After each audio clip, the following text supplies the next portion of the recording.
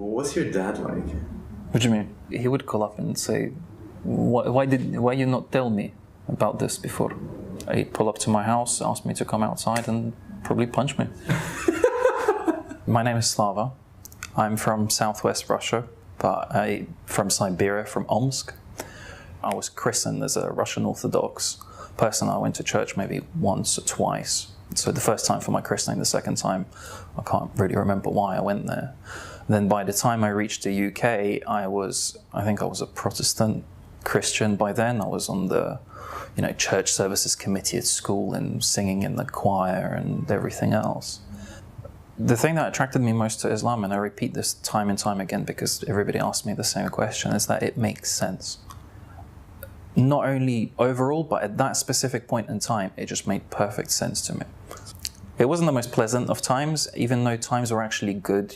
I went through different financial stages of my family going through life, and at that point in time, it was probably at its peak. It was the highest time. Things were good, but it was also the worst time for me looking back. And it got to a stage in life where I just thought, this is not possible. I just cannot keep doing this time and time again, night after night. My studies were slipping. Everything else was just going backwards. Being in London around that time, it was 2005, 2006-ish. So, it was after the London terror attacks and obviously the 2001 events. The media was savage about Islam generally. And I knew for a fact that it simply cannot be. You cannot be painted in such a picture where you have, the complete extreme. So it's only extreme here or extreme there. It's got to be somewhere in the middle. I'm quite a stubborn guy. And when somebody says don't do something, I find 99 ways of trying to prove them wrong. So I sat down and I wanted to find out what the religion was actually about.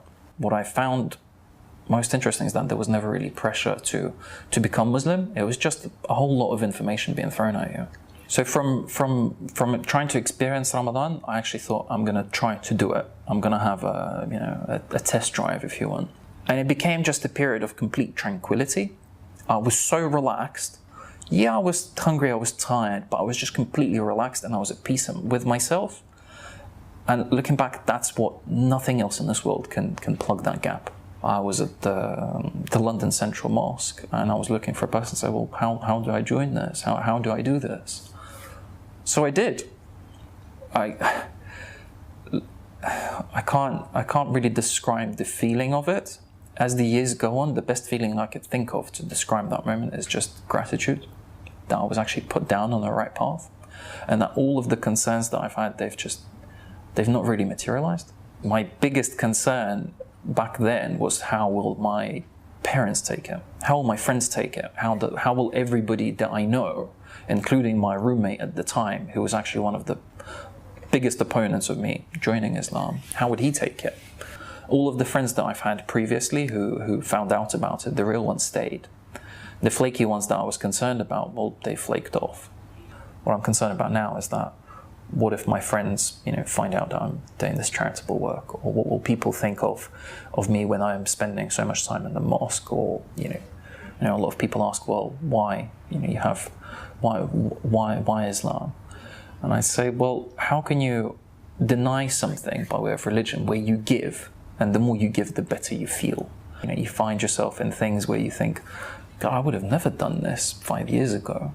Now that I've accepted Islam, I have a clear structure, I have a clear guideline.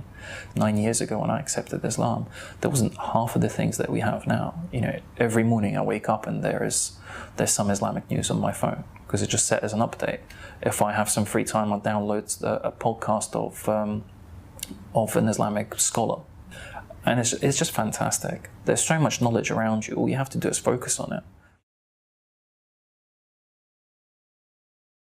Just find yourself a person who you consider to be a friend.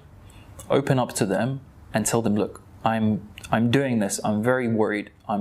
If you feel comfortable, say I'm afraid.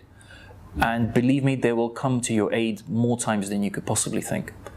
They will always be there to guide you, and they will fight your corner, because they don't even realize that you have these difficulties. They want to help you. Remember, if you get somebody to accept Islam and you are their door to Islam, you get so many good deeds. So I bet there will be people fighting your corner every step of the way.